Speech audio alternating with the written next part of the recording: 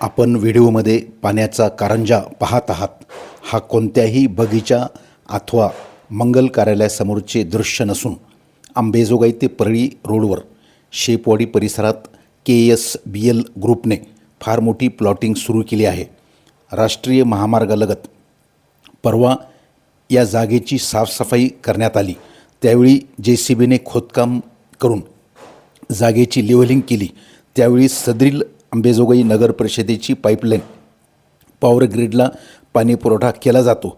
ती पाईपलाईन फुटून आज प्रचंड मोठा कारंजा निर्माण झाला. 2 तासापेक्षा जास्त कालावधी झाल्याचे लोक सांगत आहेत. नगर परिषदेच्या पाणीपुरवठा विभागाचे याकडे पूर्णपणे दुर्लक्ष असल्याचे दिसून येते. अशाच पद्धतीच्या अनेक ठिकाणी लिकेजेस असल्याचे समजते. पाणीपुरवठा विभागाला सक्षम काम करणारा विभाग प्रमुख मिळत नाही, तोपर्यंत अशीच अवस्था राहण्याची शक्यता दिसते. नगराध्यक्ष नंदकिशोर मुंदडा यांनी पदभार घेतल्यानंतर अवघ्या 6 दिवसावर शहरात पाणीपुरवठा होत असल्याने शहरातील नागरिकांनी समाधान व्यक्त केले. मात्र अशा चुकामुळे नगर परिषदेच्या पाण्याचे नुकसान होते. याला जबाबदार कोण, असाही सवाल उपस्थित केला जात आहे. आमदार नमिताताई मुंदडा यांच्या अथक परिश्रमामुळे करोडो रुपयाची पाणीपुरवठा योजना अंबेजोगाई शहरात राबवली जात आहे.